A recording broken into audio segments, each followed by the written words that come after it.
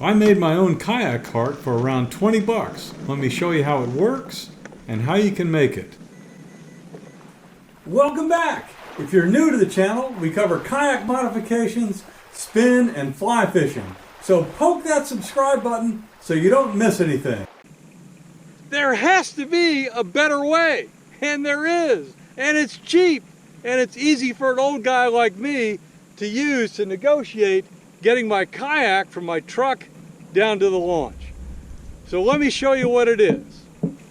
So I created my own kayak cart, and this one's really cheap.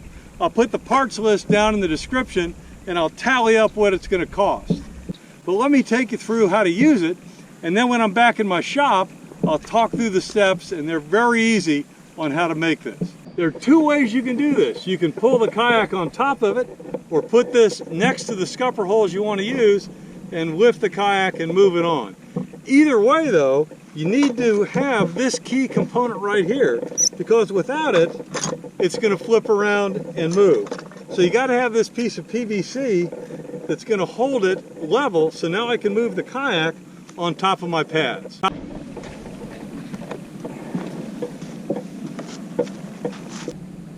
The next step is to get the two straps up through the scupper holes. So what I did is I put long cable ties on there because they're easy to fish up through the holes. Then I just pull the strap up, and I do the same thing on the other side. The next step is to run one cord through the other.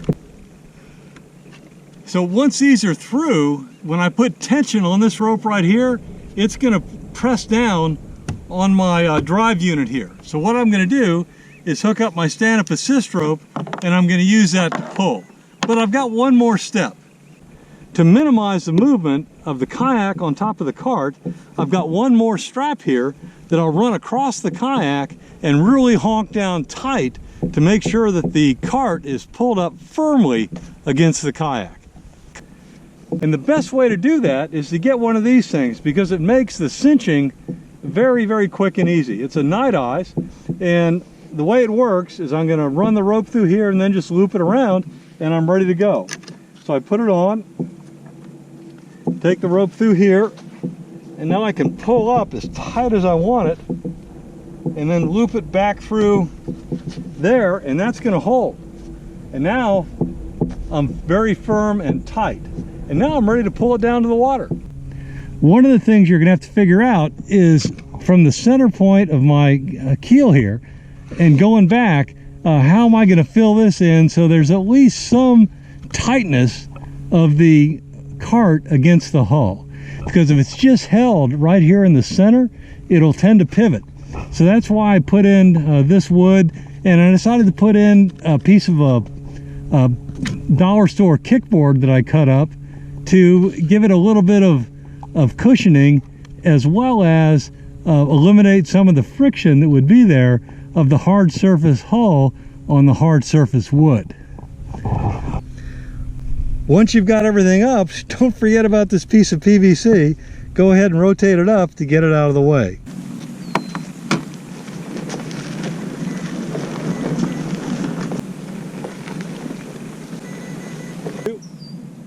One of the negatives of this solution is the wheels don't pivot. So if you've got to change direction, you basically just got to pick it up and move it a little bit to put it on the right path. But that's not a big deal when you can pull this with a finger or two. And this is a 120-pound kayak. Now that you've seen it in action, let's go back to my shop and I'll show you how I made it, and I'll point out a key mistake I made that added a couple bucks of cost that you can avoid. Pretty cool out there on the beach, works great. Let me take you through how I made this thing, and rather than showing you the blow by blow using every tool, I'm just going to explain it because it's so simple that you'll be able to duplicate it yourself.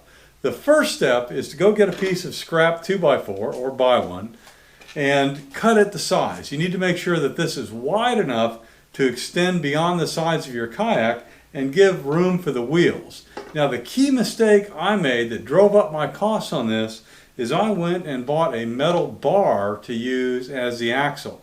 I should have just bought a 5/8 inch width diameter dowel, which would have worked just fine. You know, it's oak and you're not having that much weight on either side.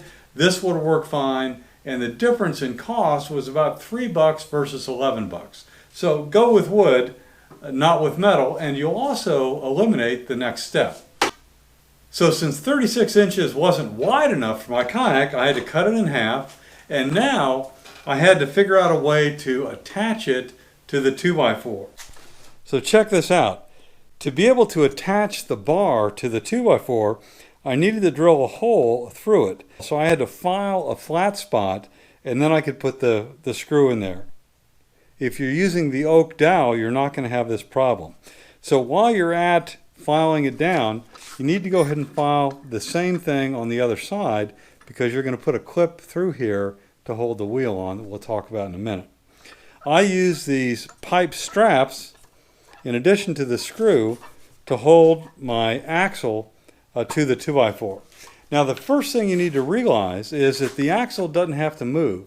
The wheel is going to move. The axle can be stationary, so you don't have to worry about that. As long as it's on there nice and tight, you're good to go. So then you take your 5/8 inch arbor wheel and you're going to slide that right on top of the axle, and then to keep it from coming out on the other side, use one of these clips.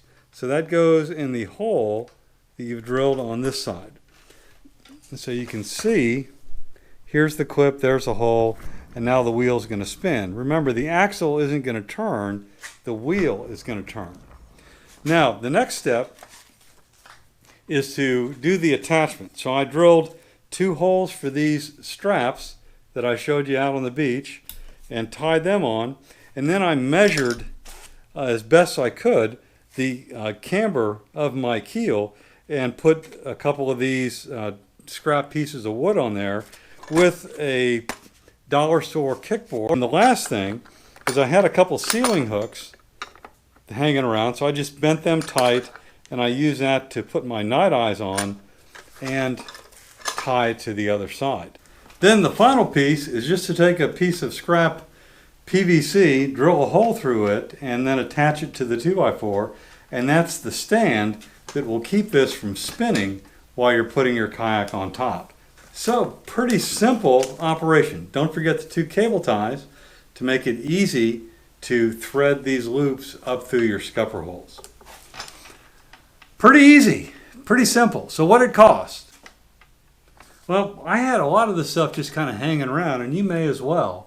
It cost me $16.36 to go buy the pieces I didn't already have.